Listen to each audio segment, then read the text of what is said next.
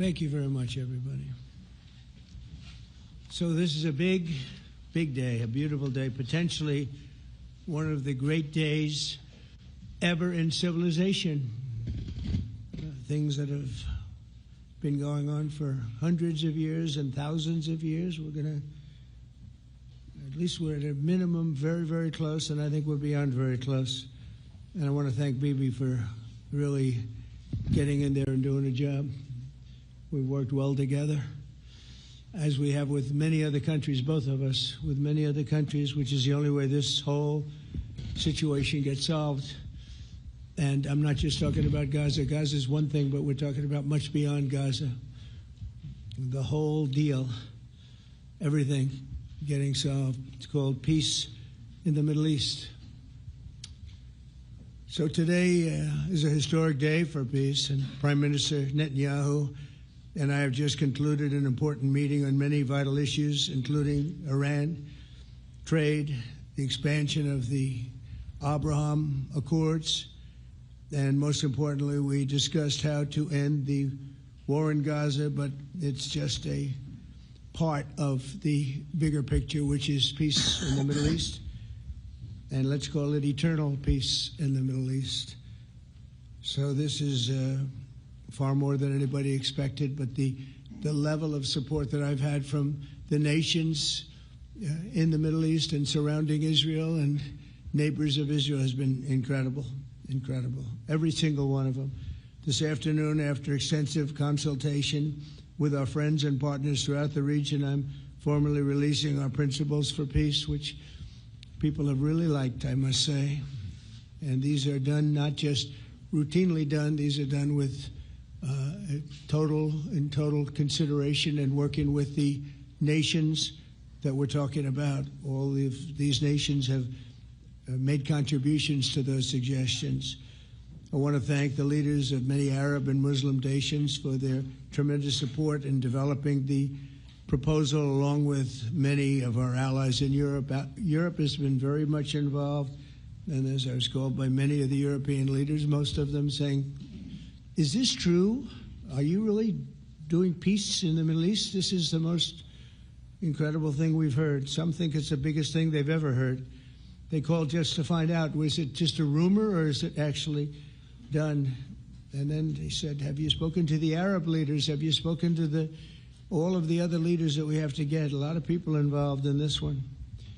I also want to thank Prime Minister Netanyahu for agreeing to the plan and for trusting that if we work together, we can bring an end to the death and destruction that we've seen for so many years, decades, even centuries, and begin a new chapter of security, peace, and prosperity for the entire region.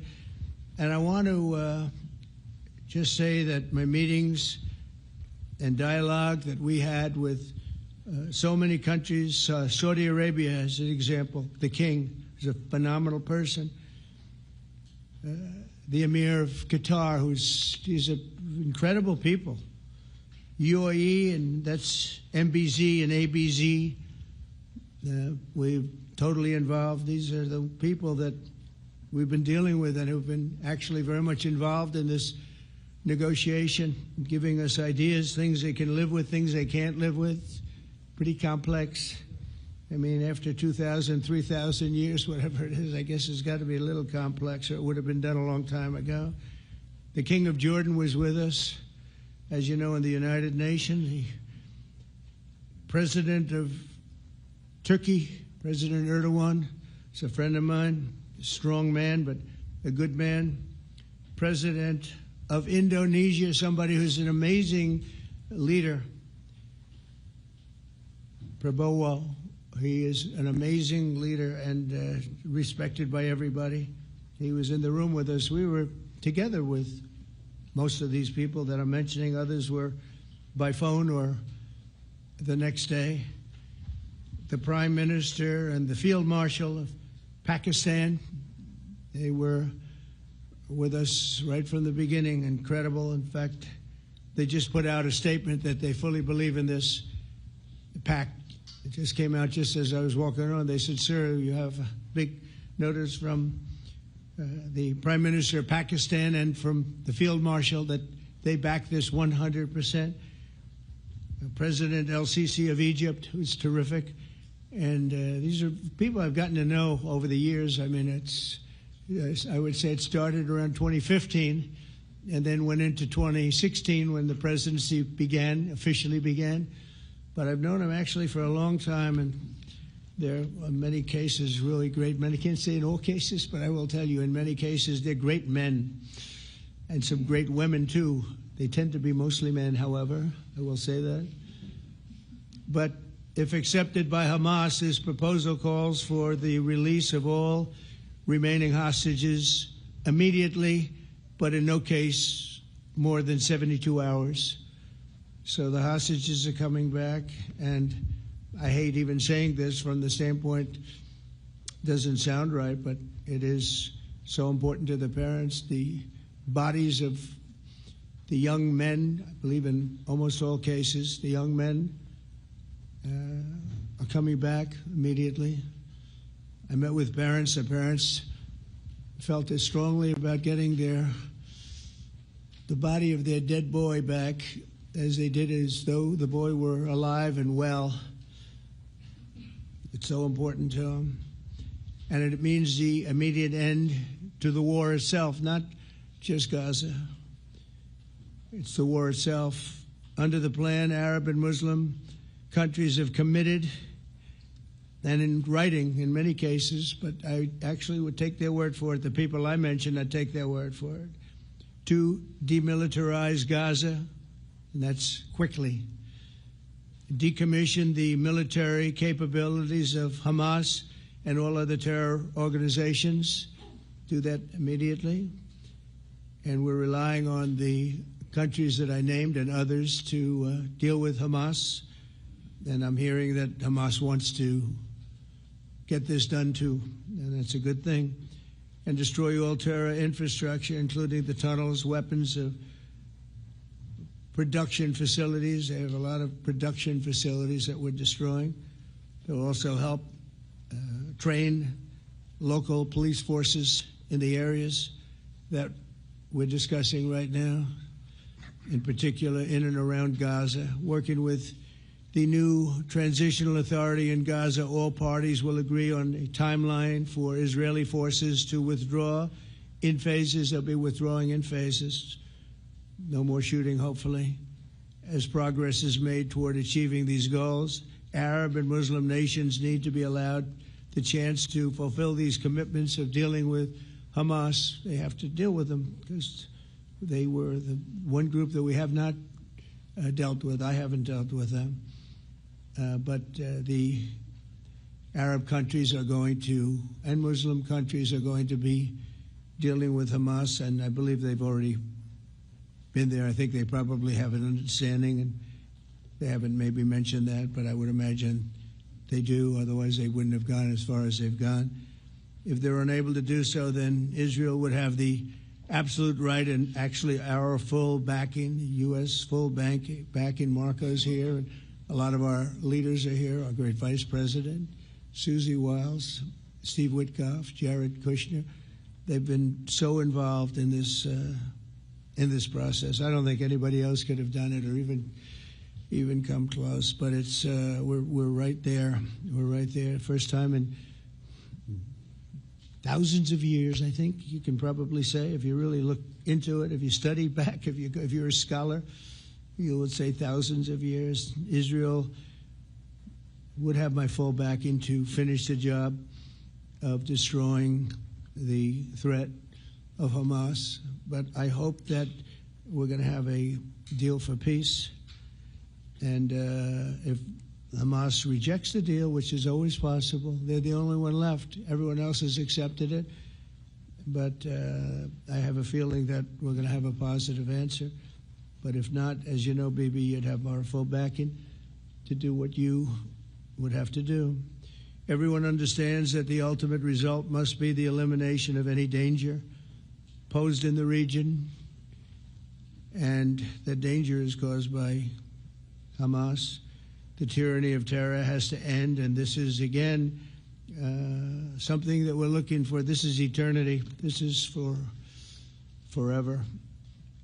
To ensure the success of this effort, my plan calls for the creation of a new international oversight body, the Board of Peace, we call it, the Board of Peace, sort of a beautiful name, the Board of Peace, which will be headed, not at my request, believe me, I'm very busy, but we have to make sure this works.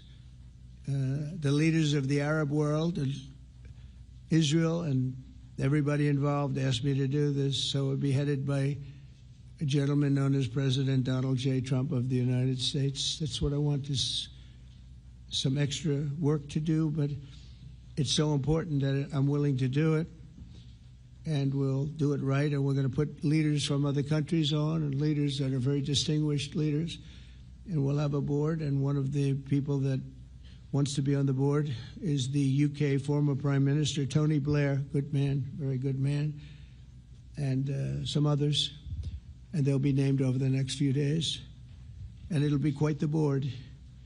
Working, everybody wants to be on it now. I don't know if that had anything to do. They named me and everybody else wanted to be on it. I guess they figure, well, he's a soft touch. He'll be easy to deal with.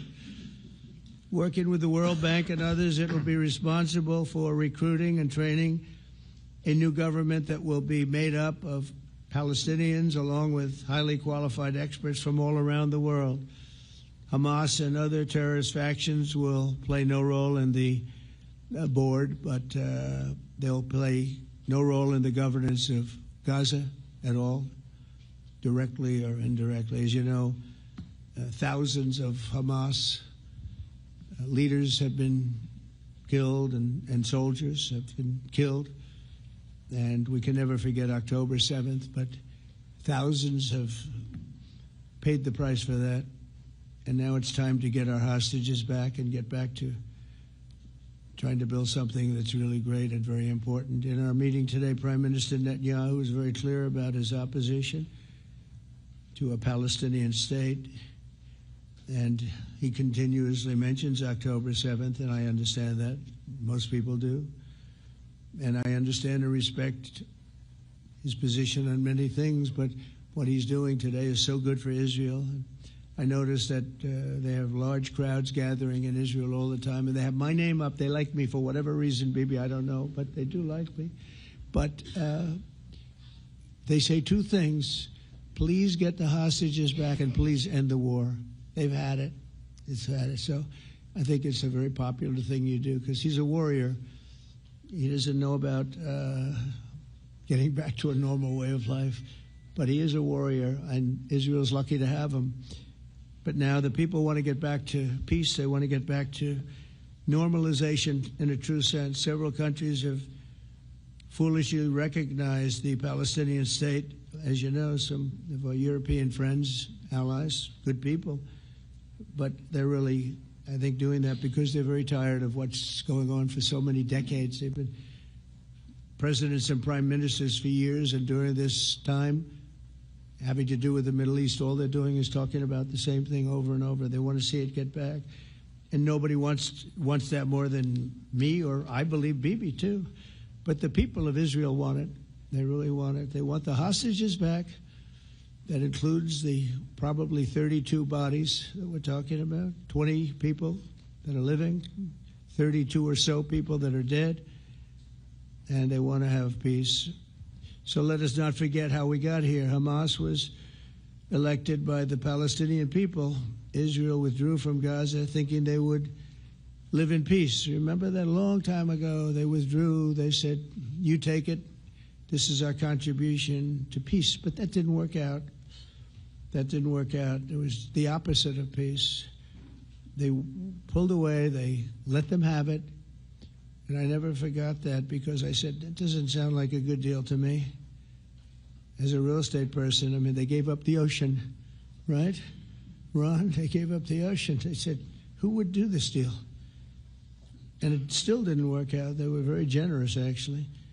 And they gave up the most magnificent piece of land in many ways in the Middle East. And they said, all we want to do now is have peace. And that request was not honored. Instead of building a better life for the Palestinians, Hamas diverted resources to build over 400 miles of tunnels and terror infrastructure. rocket production facilities and hid their military command posts and launch sites in hospitals, schools, and mosques. So if you went after them, you'd be after them, and you wouldn't even realize you ended up knocking out a hospital or a school or a mosque. A terrible thing, terrible way to have to fight. No fight is good, but that's a real bad one. So there are many Palestinians who wish to live in peace. Many. I've seen so many of them, and they have support. And I challenge the Palestinians to take responsibility for their destiny, because that's what we're giving them. We're giving them responsibility for their destiny, fully condemn and prohibit terrorism and earn their way to a brighter future. They don't want the life that they've had. They've had a rough life with Hamas. If the Palestinian Authority does not complete the reforms that I laid out in my vision for peace in 2020, they'll have only themselves to blame. We're giving them an amazing footprint, and they have amazing support from the leaders of the Arab world and the Muslim world, the great leaders. These are great leaders. These are unbelievable leaders that have built great countries and very wealthy countries. What the future holds for the Palestinians, no one really knows, but the plan that we put forward today is focused on ending the war immediately, getting all of our hostages back, getting everything back. Hard to believe when you even say it, and creating conditions for durable Israeli security and Palestinian success. Israeli security is going to be involved. We're going to help you. We'll be there with you in terms of helping with security. We want to make sure it works. We just want to make sure it works. There shouldn't be a shot fired. Now, there will be, I guess, because that's the way it seems to be, but there shouldn't have to be within a few days. There shouldn't have to be a shot fired. Maybe for eternity. Wouldn't that be nice? I hope it's true. I can tell you the leadership of that region feels that there's a good chance of it being true. So this will lead to this agreement that we're talking about will lead to a sustainable, long-term peace. No president in history has been a greater friend of the state of Israel than I have, in addition to negotiating the Abraham Accords. I like to say it that way because the real people, that's what they call Abraham. I would say Abraham, but it's so much nicer when you say Abraham. So much more elegant. But the Abraham Accords are amazing. Jared, you did that along with your group of geniuses, and nobody thought that could be done. We have 4 countries, and Sleepy Joe Biden didn't do a thing. He didn't even know what the hell they were. He should have had them filled up. But I think this will also lead to packing them. And who knows, maybe even Iran can get in there. I hope, we hope we're going to be able to get along with Iran. I think they're going to be open to it. I really believe that. But they could be a member. I long ago said, I'll bet you at some point Iran will be a member of the Accords. And little did I realize it was going to take this turn. That was some turn we did with the B-2s. But I think they might very well be there because it's a great thing for them economically. I recognize the eternal capital of Israel. I opened the American embassy in Jerusalem. That was something that everyone said would never be done, could never be done. Virtually every president for many, many years, for decades, would campaign on making Jerusalem the capital of Israel. They campaigned on it over and over. Is that right, Steve? Is that right? Everyone, and when they got to it, and I understand why now, because it was so. When I got to office, I campaigned on it too. I said, we're going to make it. And then I'd get calls from the leaders of various countries saying, please don't do it, please don't do it. It'll end the whole world, please don't do it. And finally, I just didn't say anything, and I did it. People were calling me before I did it because they heard I was going to do it, and leaders of countries were calling me, and I think it was on a Thursday that I did it, and they'd call me Monday, Tuesday, Wednesday, 3-4 times a day, and I said, tell them I'll call them back on Friday. And I announced it on Thursday, and I called them back, the biggest people in the world, and they said, you've done it. I said, done what? You've made the capital of Israel, Jerusalem, and we wanted to talk yet. I wish you called me a little sooner. Maybe I could have done something about So that was a lot easier than getting into an argument, because I knew what they were calling about. And you know what? It turned out to be amazing. Everybody thought it was going to lead to the end of the world, right? The end of the world, Ron, that's what they said. It didn't lead to anything. It just led to something that I promised, and something that was very, very popular for Jewish people and a lot of other people, too. I recognize Israeli sovereignty over the Golan Heights, and I cut taxpayer funding to the corrupt United Nations Relief and Works Agency. And United Nations was interesting because, as you know, a few days ago they introduced me. Ladies and gentlemen, the President of the United States. I'm looking at my teleprompter, and the thing was dead, stone cold, dead. The thing's up here. I have a long, beautiful speech to make. I'm back 30 feet back, and I'm saying, they're introducing me. There's nothing on my teleprompter. So, but I made a speech. I actually got good marks. You think Biden could have done that? I don't think so. I don't think he could have done that. I don't think too many people could have done it. But actually, it was actually more of a speech from my heart, if you want to know the truth. I think it was maybe better in certain ways because it was from the heart. It has to be from the heart. Otherwise, you're in big trouble. But I cut taxpayer funding for that very corrupt United Nations Relief and Works Agency, and nobody thought that would be done, and withdrew from the horrible Iran nuclear deal that was imposed upon Israel by Barack Hussein Obama and Biden. And I don't think Biden knew anything about it, though. I don't think he knows anything about it now, actually, if you ask him. He'd say, what is that? And we obliterated Iran's nuclear enrichment capacity, making it impossible for them to have a nuclear weapon, which they would have had probably in about 2 months from that. But I've never asked Israel to compromise its security, but we had big, strong talk. Nobody's been better to Israel. No president's been better to Israel than Donald Trump. But we had a long, strong talk, Bibi and I, and he understands it's time. It's time. History has shown. And the people of Israel want it. And the people of the Middle East want it. The people of enemies of Israel want it. But they don't have really too many enemies right now. And you know what? Many countries have gained great respect for Israel, for the way they fight, for the job they do, including me. I had respect anyway, but they gained respect. History has shown us that those who have relations with Israel have thrived, while those who have devoted resources and attention toward the destruction and even annihilation of Israel have languished. They haven't done well. Israel is not going anywhere. They're going to coexist with other people and countries in the region, from Syria to Lebanon to Saudi Arabia. The promise of a new Middle East is so clearly within our reach. This is the closest we've ever come to real peace, not fake peace, not political fool's peace. If we can get this difficult problem solved, the opportunities for all within that vast region of this world, it's a vast region. It's unlimited. The Abraham Accords show that all countries are better off when they communicate and work together and embrace new opportunities. I hope Jared and Steve and Susie and Marco and JD, we have great people. I hope you guys are going to work very hard to get these other countries in, because now they have no excuse. There's no longer an excuse. They were somewhere hesitant. And I tell you, the 4 countries that went in, I give them tremendous credit. And it's worked out incredibly well for them.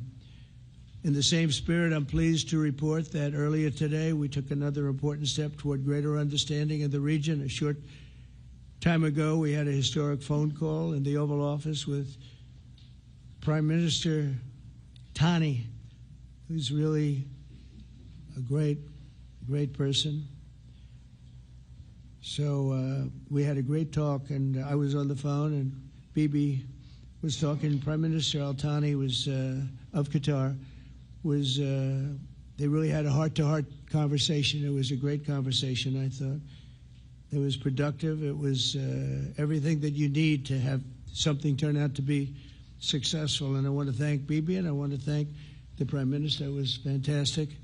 We agreed to launch a formal trilateral mechanism between Israel, Qatar, and the United States to begin a dialogue to enhance mutual security, correct misperceptions, and avoid future misgivings. And I want to thank Qatar, its leadership, and the Emir. He's a fantastic person. I think, I'm going to be his public relations man because I know him differently than a lot of people know him. But he wants peace. He wants to see peace. And his people, and they really acknowledge the critical role that they've played as mediator.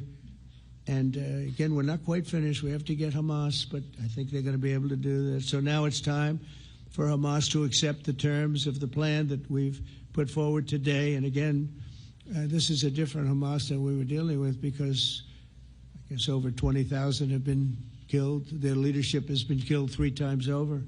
So you're really dealing with different people than we've been dealing with over the last 4 years, 5 years. Everyone has done their part and come to the table in good faith. Our Arab and Muslim partners are fully prepared to step up and fulfill their commitments for the benefit of the people of Gaza and the entire region. They're willing to step up and do a lot. They really are. There are a lot of good people involved. Everybody who wants to see an end to the violence and destruction should be united in calling for Hamas to accept the extremely fair proposal so that we can end the war and get us back our hostages right now and have everlasting peace. And I look forward to having relationships with everyone. As the chairman of the board, I'll be involved, and we'll have meetings with some very smart people that'll be working over there to make sure that we haven't just been wasting time with an agreement that doesn't get done. The task of building peace will not be easy. There are some of the hardest problems in the world to solve, and that's why it's been going on for so many centuries.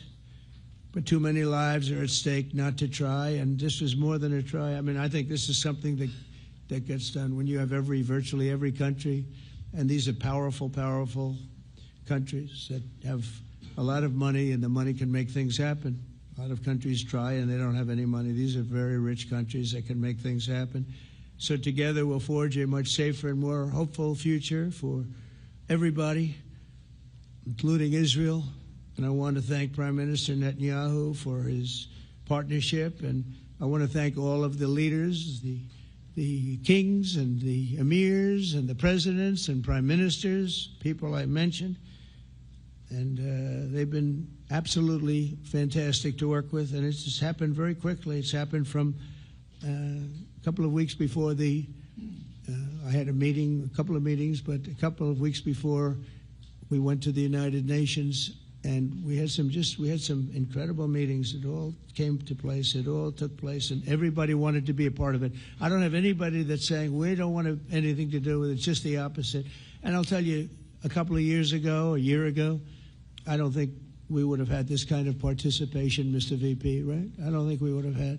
It's been amazing. The participation was 100%. Everybody wants to be a part of it.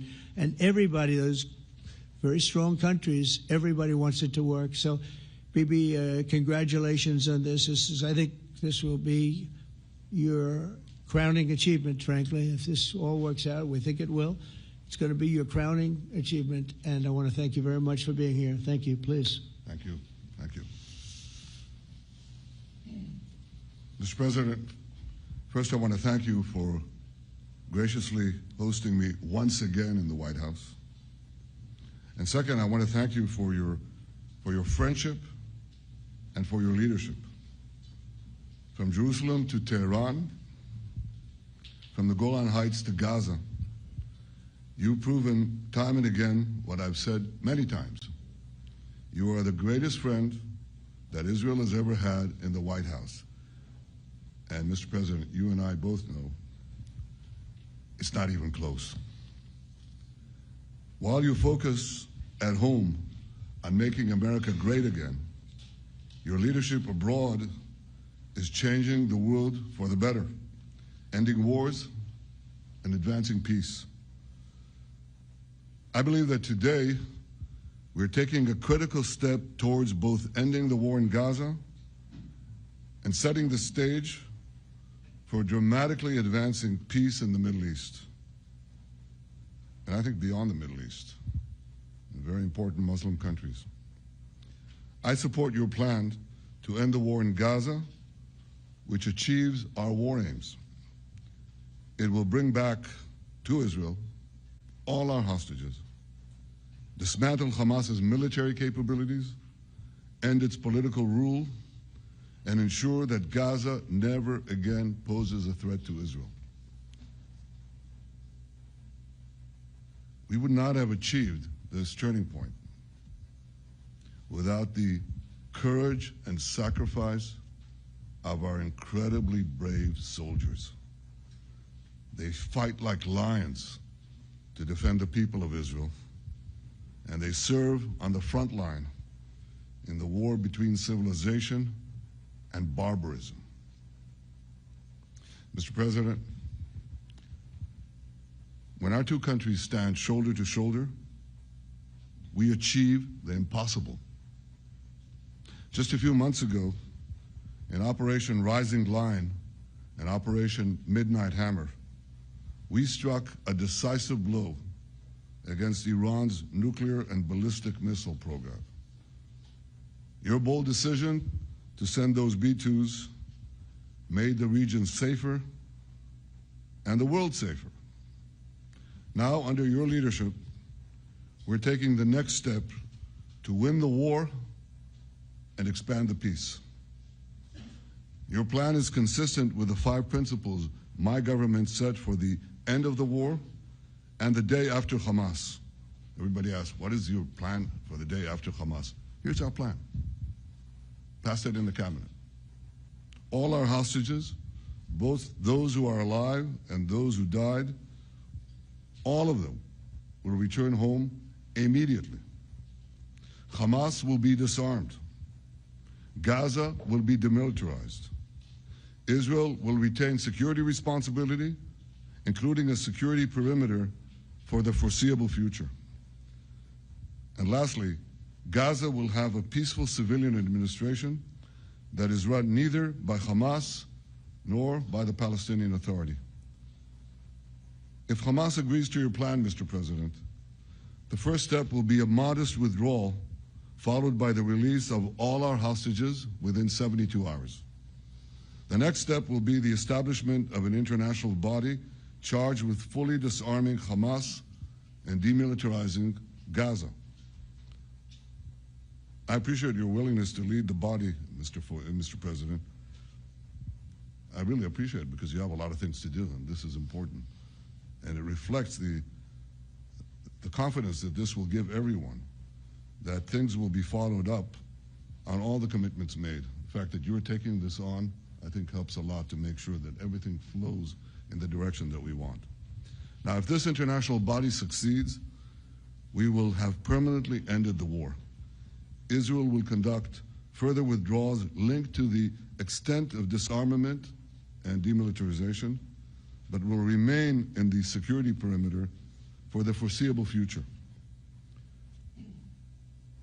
I think we should understand that we're giving everybody a chance to have this done peacefully, something that will achieve all our war objectives without any further bloodshed.